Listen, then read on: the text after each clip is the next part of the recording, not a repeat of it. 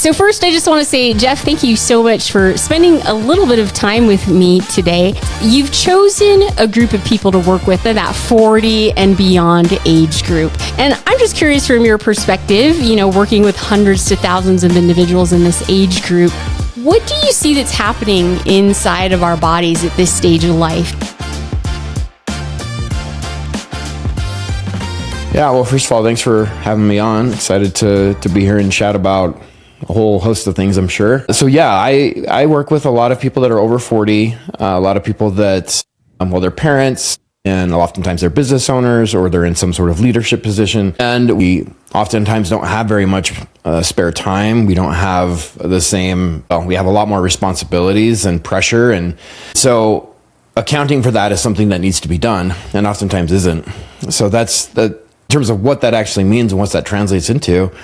Well, I think that we have a lot of wounds and battle scars by the time we get into our 40s. And just from a physiological standpoint, a lot of us have tried a lot of different diets at that point in life. And if you're fit, then awesome, they worked. If you're not, then you're facing some consequences that came as a result of doing the diets. And this is the part that a lot of people don't know because you can't see it. And it's the metabolic adaptation that happens every time you put yourself in a deficit. The body responds because your body's number one priority is to keep you alive.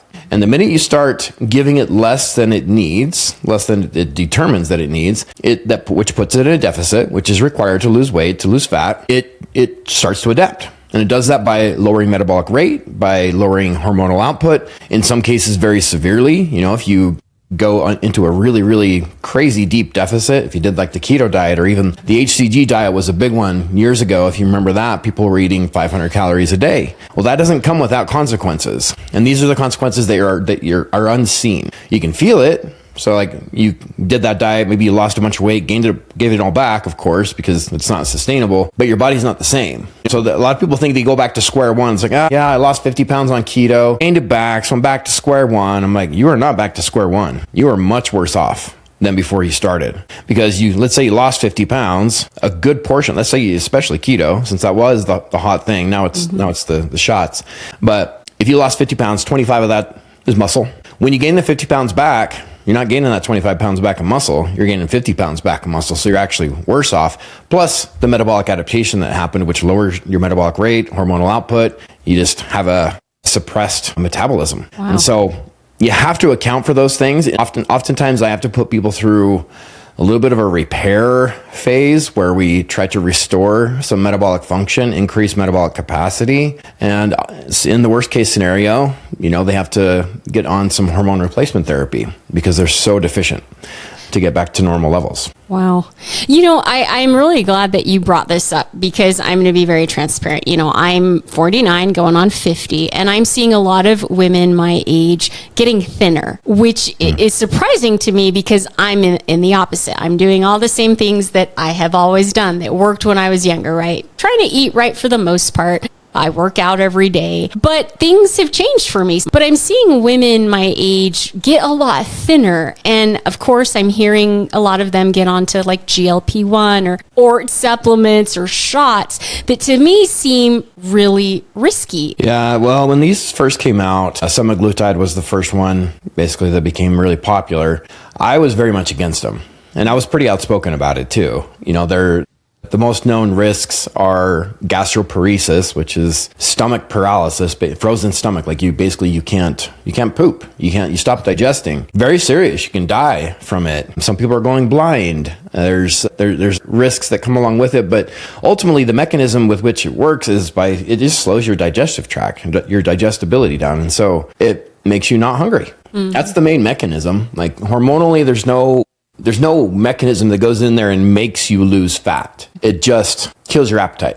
Mm-hmm. So by itself, I think it's very dangerous just because, and this is what happens because everybody is now making all this money off of doctors and clinics and even online doctors that don't really actually meet with you that are making a lot of money off of these prescriptions and these consultations because people want to lose weight. And in terms of weight loss drugs, there's never been anything like this. This is by far and away, well, when I say this, I'm referring to all the different GLP-1 variations. There's never been something so effective. It is very effective, but what it does is it just allows you to tolerate starvation, essentially. That's a good way to look at it. And that's how I describe it to people, because there's people out there that have complained about hormonal dysfunction, or like, oh, it's my hormones. I can't lose weight because of my hormones. And then they get on the GLP-1 shot and they lose weight. Did it fix their hormones? No. The reason why they didn't lose weight, even though they had dysfunctional hormones, is because they were not in a caloric deficit. Simple as that. And people don't like to hear that because they're like, no, I wasn't overeating. Well, clearly you were. And now you're under eating and you're losing weight. So that's kind of again, I think still people don't want to admit that that's what's happening, but that's what's happening. Done by itself, it's dangerous.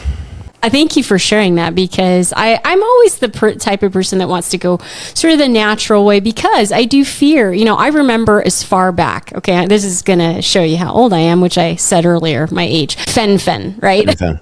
I had a personal someone that I love very much who went on that, and years later has experienced seizures because of it. It's been extremely damaging, but when they were young, it worked, and they were trying to do that. But maybe let's dig a little bit deeper on the emotional level. What are some of the common, deeper emotional issues that are really digging away at our age group that we think we're going to solve rapidly with things like pills and shots? Wow. Well, this could get really deep here.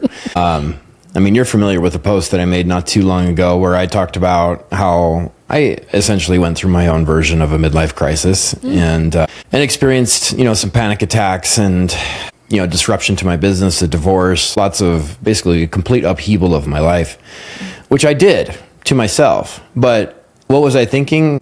The emotions that I was experiencing, I know for a fact are common. And just because when I went through it, I had to face a lot of things that I had been shoving down deep for a very, very, very long time. And I think when you get to the midpoint in your life, you start to question everything. You start to look at where you're at and you compare that to where you thought you would be. And of course, we're never as far along as we thought we would be.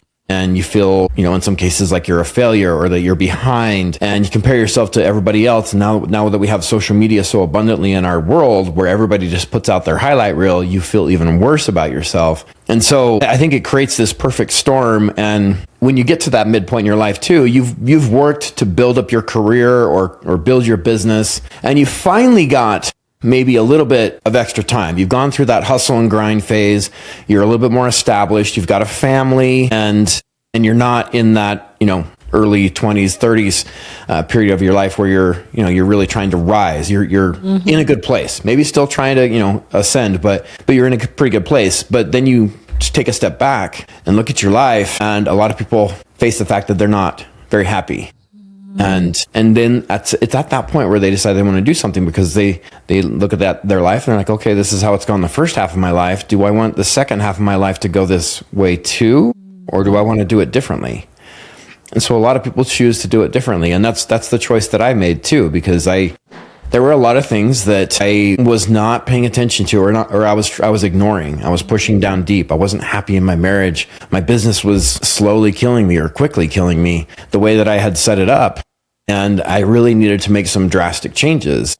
And I did. And that was even harder to go through than what I had been going through up until that point. But it was worth it. Mm-hmm. Just very, very rough going through that at that time period. So fitness, though, in all of that was like the floor that I could stand on when everything else was falling apart. It really was.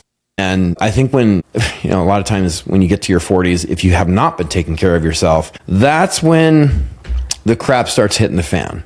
Yeah. You start getting warnings from your doctor that, hey, if you don't change something, you're going to be on blood pressure medication, you're going to be on cholesterol medication, you may not make it to the age of 50, like all sorts of warnings that you could get regarding your actual health. Because you can get away with all that garbage when you're younger and there's no health consequences, but they're building, and now they're starting to you're starting to face them. Mm-hmm. So that's when people decide, okay, now I need to make a change.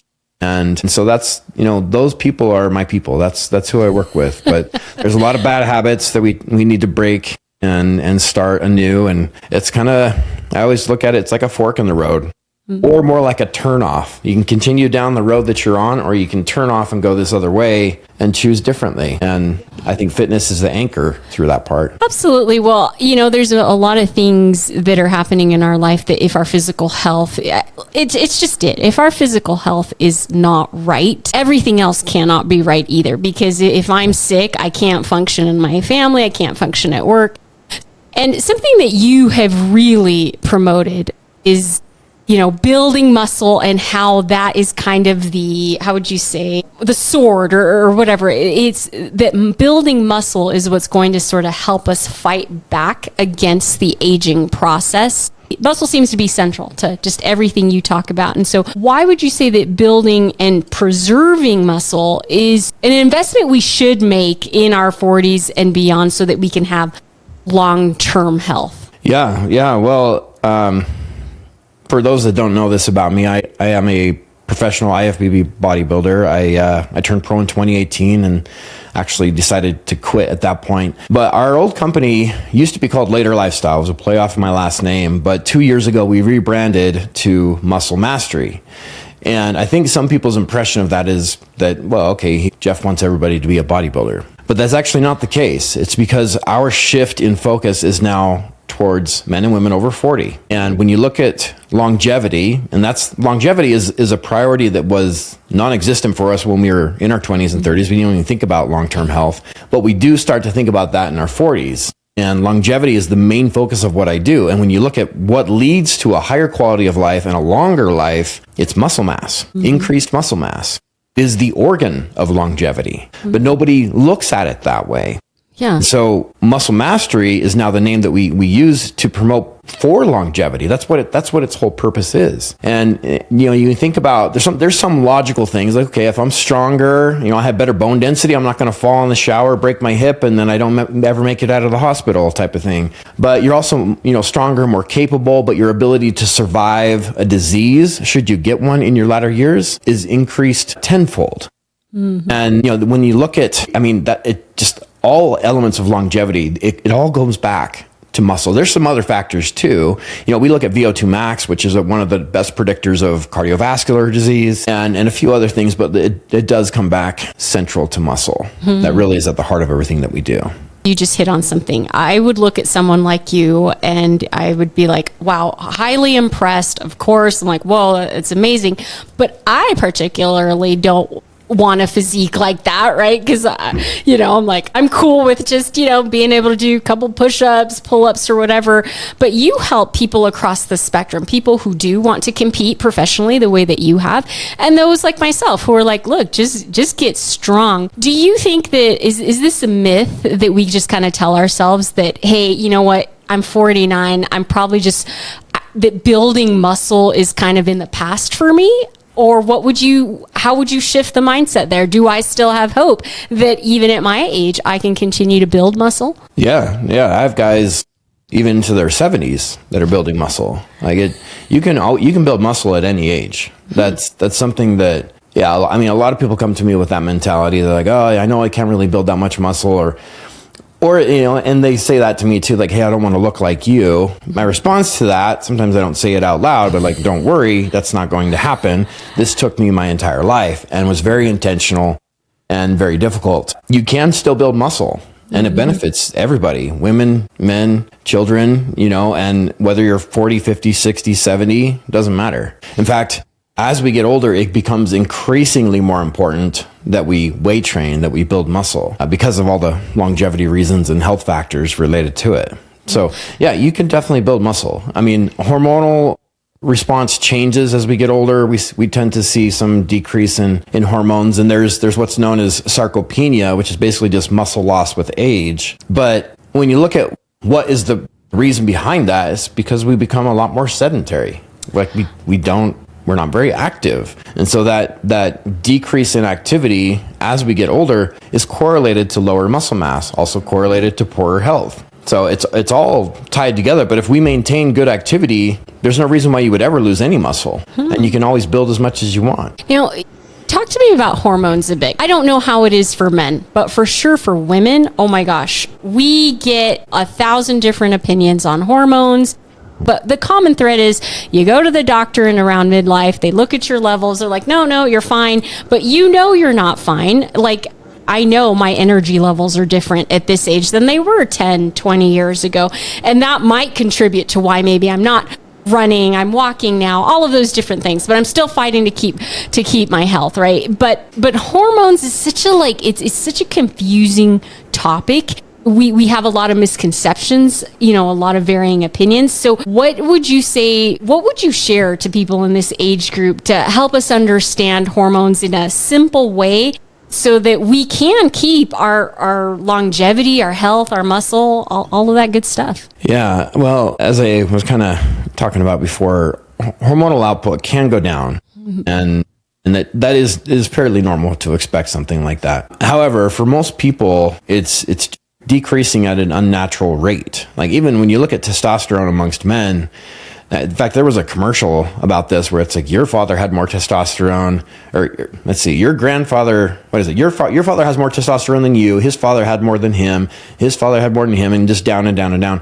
Because over the last 40, 50 years, there's been a sharp decline in testosterone level amongst men. And there's a lot of reasons for that. We're a lot more sedentary as a society. If you go back 100 years, most people were blue collar workers. There were a lot of farming and stuff like that. Whereas now we're just sitting on our butts all day staring at screens, and we're eating all this processed food. There's all these chemicals in our environment. Like, there's a lot of reasons for why testosterone levels are so low right now. And so, I'm of the opinion that every man over 40 should probably be on TRT just to get them up to normal levels. A lot of women need it as well.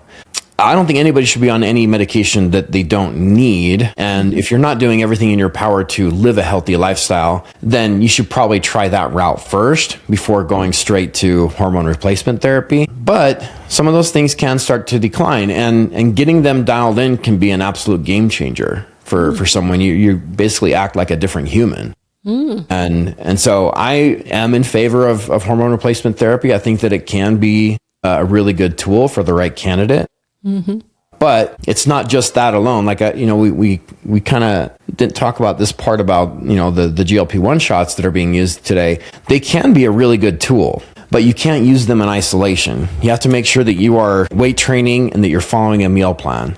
Because if you don't, left to your own devices, you won't have any appetite. So you'll severely undereat. You won't weight train, and you'll lose at least 1 out of every 3 pounds. I think it's closer to 1 out of every 2 pounds that you'll lose is going to be muscle mass, which just takes a chunk out of your metabolism. So because more muscle you have, the more calories you burn at rest. And so that's, again, when you look at like what creates a healthy metabolism, well, that's why we want to build muscle, because the more muscle you have, the more calories you burn. And if you're dealing with hormone deficiencies, it's more than an uphill battle. Well, something that I've liked as I have worked with your team in the past is you really take a holistic approach to the body compared to, like, let's say your traditional personal trainer, right? Where it's just about, hey, I'll meet you in the gym.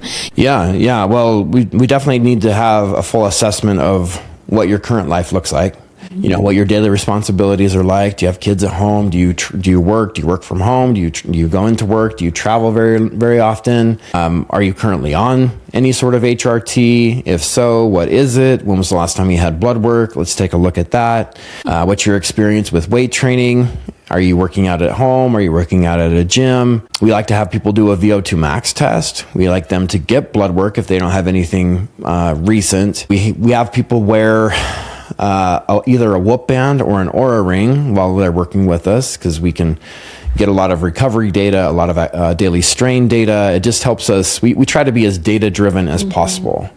And so there's initial assessments. We can get an idea of where things are at, but it's more how the body responds once we get them under our control, so to speak. And then we can make adjustments as we go and fine tune it so that they've got a plan catered specifically to them, and they're getting the most out of the least. Because I am, especially now, even for myself as a pro bodybuilder, retired, but my workouts are 40 minutes or less. And I don't believe in marathon long workouts. I think that you can do 40 minutes of weight training, sometimes even 30, and be as thorough as you possibly could ever need. And then for cardio, I don't do cardio in the gym. I'll go on micro walks throughout the day. I'll break up my day, break away from the screen, go on a walk around the neighborhood, come back, so I work from home. And that's my cardio for the day. So when people say they don't have time, I'm like, well, you're doing it wrong then. I love this simple approach, especially for busy professionals, right? Like you don't have to give 2 hours of your life. Even 40 minutes, you're telling us, can have an impact. And so let's talk a little bit about probably the hardest part. I think a lot of people can make it to the gym for 30 minutes, maybe an hour. It's the behind the scenes nutrition that seems to always trip people up, right?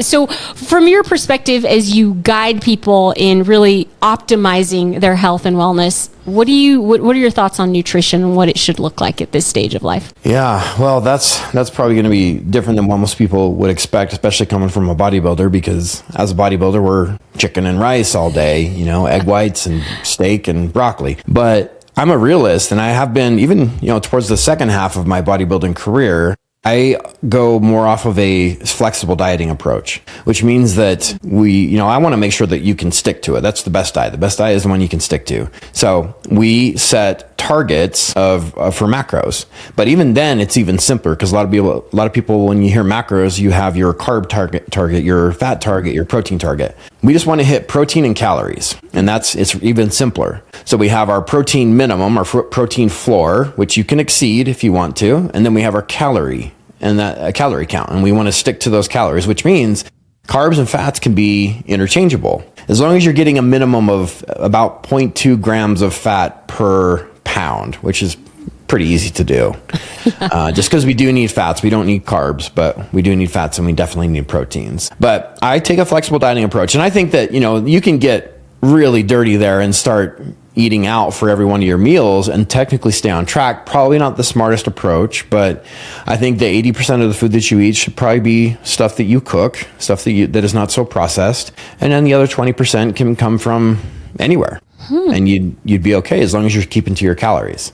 So, customized to you. It has to be the numbers that work for you. Yeah, talk to me about your thoughts on why protein is like the life source. Because I do hear that a lot, that protein is so important, but I don't fully understand why. Yeah, well, protein is the base. We have to have protein and I use this as a general rule. Anytime you eat, make sure you're eating a source of complete protein. There's millions and millions of chemical reactions that are dependent on amino acids that we derive from protein in our diet.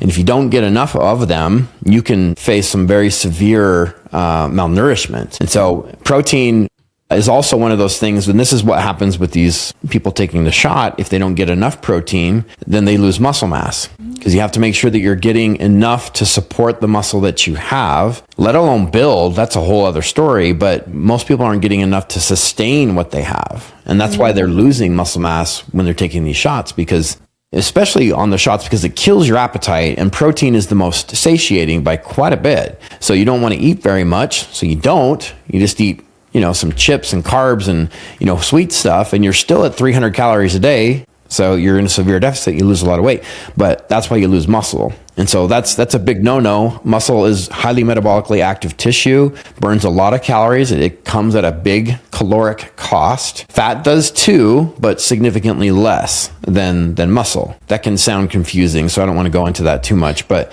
it just basically means the more muscle you have, the more calories you need, which is a good thing. Gives you a budget that you can play with, right? For example, if I didn't eat at least 3,000 calories a day, I would lose weight. And that's not the case for everybody, right? It's just because I have more muscle mass than most. I want to talk about you for a moment, because you mentioned just a minute ago about how long it took you, because we look at a physique like yours, which is so impressive. Maybe take us back to where I remember you, you're still young, but you were a much younger man, and you did not have the body that you have today. And how did that transition? I guess maybe talk to me about what motivated you to go down this path. And please, for those listening, so that they understand, this was not an overnight process. So talk to us about your journey a bit. Yeah. I was pretty average before. I think you would describe me as an average build. But what led to it? I honestly had a desire to build muscle from a pretty young age. I don't know where that came from, but I was lucky enough to grow up in a household where my mom worked out every day. In fact, I didn't know that it wasn't normal that your mom didn't go to the gym. she went to the gym every morning after we went to school. And before we had woken up, she had run for 5 miles, you know. So that was the norm for me growing up. Never pushed it on us, never even said anything about it, but we naturally kind of, you know, you absorb that by osmosis. My dad didn't work out at all. So I was, you know, and she was around a lot more. He was always gone. So that's where the majority of my influence came from. And then when I was the age of 14, I was allowed to go into the gym floor and just kind of started figuring it out myself. And, you know, I took the high school weight training class like everybody else. And I loved it. Started going to the gym every day, even during high school. I couldn't put on any size though all the way up until I was probably about 30. And well, I would say maybe just before I had turned 30. And then I actually, it was finally when I hired my first coach that I realized how much I needed to eat. And that was like the biggest eye opener for me, that I didn't realize that I wasn't eating enough. And I could have sworn up and down that I was eating as much as I possibly could. Mm-hmm. I had no concept of what I needed to eat. And I mean, it's to the point of puking at almost every meal. Like I had to force feed myself. I naturally don't have a big appetite. So I had to force feed myself for about 15 years every day to put on the size that I did. And it was a battle for every ounce that I have today. It was, you know, and then I got the desire to compete, stepped on stage for the first time in 2009 and competed for 9 years actively, ended up turning pro in 2018 and decided that was good. So what did that process teach you? Because I've heard that becoming an IFBB Pro is pretty dang hard to do, right? So what did you learn from achieving that? Well, it completely changed who I am. I mean, for one, if anybody doesn't know what IFBB means, it stands for International Federation of Bodybuilding. It's the NFL of bodybuilding, essentially. So in order to earn your pro card, you have to basically win a national championship. And I did it in the bodybuilding class, which is where it all originated from. And there aren't as many pro cards given out for bodybuilders versus some of the other divisions.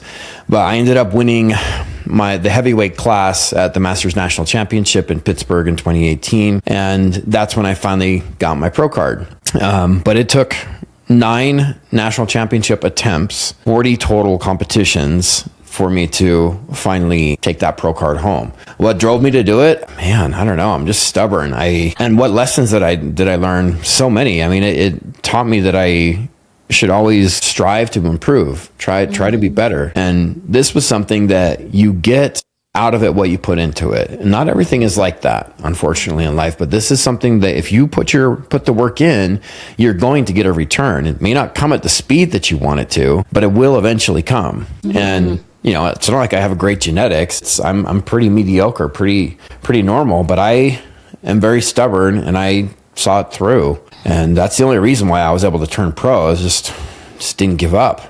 But in terms of belief, I don't know that I had much of a belief that I was going to get it. I thought I would just come close, but I was able to get it July of 2018.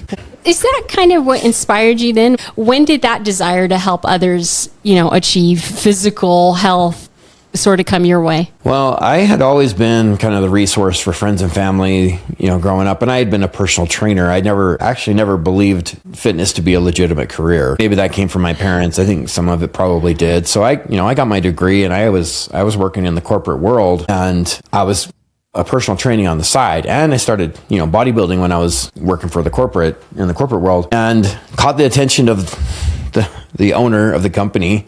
They ended up sponsoring me for a period of time, but in terms of when did I start coaching as in this capacity, it was while I was working there. It was actually my boss at the time asked if I would help him compete, who's still one of my best friends in the world today, but I helped him get on stage and he won and did really well. He's very social, talked to a lot of people, and a lot of people saw his transformation. He sent them my way, and that it kind of just spread. He was one of the people originally, but it just kind of happened organically, and I had no idea where I was going to take it. I had no vision for doing this full time. I didn't think it was even possible. And so in 2014 is when I decided to finally go full time with this, and in a way that really was kind of a new concept, where I would coach people online. Like, people didn't really accept it a lot of times. People didn't like, how do you do that? What gym do you work at? I don't work at a gym. I work out of my house. And so there was some struggle getting people to understand the idea. And COVID hit. That actually was a good thing for us, because online training became a lot more accepted. But yeah, I've been doing that now with this company. We're celebrating our 14th anniversary right now. We've been doing this for a very long time. We've had over 8,000 success stories. We do still work with competitors, but the primary person that we focus on is, the man and woman over 40 that are trying to usually take things to the next level. Not just, if they're severely overweight, we're usually probably not the best fit. But for those that are working out, trying to improve themselves, or maybe you're a little bit stuck, we can get you unstuck. That's what we do. And I like that you've chosen that demographic. So, but I would be curious. You just mentioned, and congratulations, you've been in business for 14 years. That's a big milestone. Okay. Most businesses fail within their first year. What has running this business taught you about leadership? That I'm a bad one at times. I made a lot of mistakes early on. And I think that one thing that I was definitely guilty of, and this is a hard thing for me to fix, but I'm a people pleaser, and I never wanted to disappoint anybody. And, as our team grew, I ended up sacrificing so much myself for everybody else. And that's what led to my burnout and my panic attack and completely restructuring my company and divorce and all these other things. Just because I kind of created it myself. I made a lot of mistakes along the way, and it got to the point where I created this monster, and it was a very rough period of time. And I think I had to go through something like that just to learn the hard lessons, because I am so stubborn, and I'll keep brute forcing my way through it, and it's not sustainable, and it doesn't lead to very much fulfillment. And at the time too, but by the time we had grown to where we were, I wasn't even coaching. I was just managing a team and doing marketing and operations and finances, and I wasn't even doing what I loved. So yeah, that's what led to me taking a big step back and changing absolutely everything in my life. So you have had to trust other people, because you are one person who cannot coach 8,000 people, right? And I have worked with some of your coaches. How have you learned to now pass the baton a little bit to leverage other coaches? What kind of personality are you looking for that's going to make a successful leader and coach to people like myself? Yeah. Good question. When I got to that point where I was going to start hiring coaches, that was a really hard thing for me to do, because I was letting go what I felt was so important, and it was so crucial. I'm like, you're taking these people's health into your hands. You really have to know what you're doing. And in fact, even when I would hire somebody on, they were not approved to do anything for the first 3 months without passing it through me, which maybe that makes me a micromanager, but I just wanted to make sure that they had it down. I created a curriculum. I created an entire manual. And then one thing that I've discovered that I really love doing is I love to teach. And so once a month, we would get together for what I called Learning Day, for a half a day on a Friday every month. And we'd come in and I would teach my entire coaching staff on some topic. And then I would quiz them and I would grill them, and we would review and review and review. And I would make them present. And we created all sorts of SOPs and, like I said, documentation, coaching manual, and we would role play. We would do all sorts of things. We were constantly teaching. I think if you don't stay on top of it and you don't repeat, I think sometimes we think, I've taught them once and they're going to get it. They do not get it. They don't. You have to repeat it over and over and over again. That was frustrating for me. But yeah, just, I think what I hired on was not knowledge, because knowledge can be taught, it can be learned. I hired based on who they were as a person, and were they personable? Can they get along with somebody else? Because you have to be able to connect with others. It's so important, especially working with somebody like this, and doing something like this that's so emotional for a lot of people. It's very hard. It's something that they struggle with their entire life. And if you're kind of an asshole, then you're not going to be a very effective coach. And so I hired on personality. I hired on their heart. and the rest of it I taught. Wow. Well, your team, I have loved working with you and your team. You're very knowledgeable. You have a lot of workshops where you teach around the things you know in a very simple way. So I for sure have appreciated that. Who is a leader that you look up to and why? Wow. Well, this is going to be controversial because a lot of people don't like this guy, but I'll give you my experience of him. And that's all that matters to me. So I came in contact with this guy, what was it, two years ago? No, actually it was just a year ago. It was totally by accident. I probably never would have volunteered to go to this event, but one of my employees had an extra ticket to his event down in Arizona, a guy by the name of Andy Elliott. And I'm sure there's people going, man, you're here. I'm hearing the swear words right now. I didn't have the best impression of him going down there because I had seen some of his content. I'm like, I really don't get a good vibe from this guy. And then I go down there and I'm like, okay, I'll learn some sales tactics. Because that's what he's known for, being a sales trainer. And we get down there and the whole message of his 3-day seminar was all about who do you need to become. But one of the things that I was most impressed about was the culture and his team. I had never seen anything remotely close to what I experienced when I got there. Everyone was an A player. Everybody was so nice, so helpful, so supportive, so knowledgeable. It was like, where am I? This place is surreal. And it led me to going, I went there 7 times last year, and we've gotten fairly close with Andy and Jacqueline, and it's been a real eye-opening experience to see how he has created such an incredible team. They went to 9 figures within like 2 years. Just a meteoric rise that hasn't been duplicated by very many people out there. And he is very controversial. I think that his social media team really makes him look kind of bad sometimes, but ultimately he leads with his heart, and he just has created such an incredible culture. In terms of my experience, that's what my experience has been of him and what I've been able to observe, and I've never seen anything like it in my life. What I'm hearing you say is that ability to create a great culture, which it seems like he's done, and you have done in your own organization by learning to hire people who are not jerks, and I appreciate your transparency because it's one thing we don't talk about when we're running a business. And I would want to ask you something which is a little bit of a pivot. What advice would you give to somebody who has placed so much of their self-worth on physical appearance, so that they might maybe offer a little compassion or have a greater perspective to just a healthier approach to health, fitness, and wellness? Yeah. Well, that's a tough one. Some people are just going to be that way. They judge, a book by I think everybody judges. When they see you coming, they're thinking one thing, and that's all they can go off of what they see until they get to know you. But I went through a bit of an identity crisis when I retired from competing because that was always what I had done.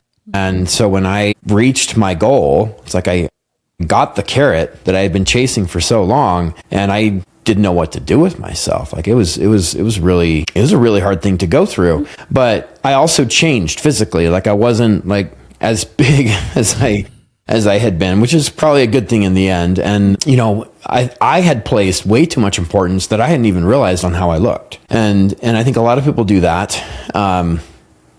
Ultimately, one of the biggest changes that I've gone through that has helped me just in life and become a better leader, a better partner, is to go through some of the personal work that we avoid, and I went through, it was after I went through my separation, I went through an emotional intelligence. It's an academy. They're called Ascension Leadership Academy down in Austin, Texas. It's 5 different weekends. You go down there. It's extremely, what's the best way to describe it? They make you really uncomfortable. They break you down to your core. And you have to get really vulnerable, and you become a lot more self-aware, and it taught me a lot about myself and how I look at others, how I look at myself. And I think it's not that I'm the most emotionally intelligent guy. I don't know that I ever will be. It's a hard thing, but I think that's something that's lacking with a lot of people. And I think when you get to your midlife, hopefully you start to realize that you maybe have been looking at the world a little bit wrong, and you can make some of those changes. But I think some of that personal work you have to do. I don't know that I have the best advice for anybody in that position, because some people are going to think whatever they want to think. And it's especially those that place so much value in how they look. There's more to you than that.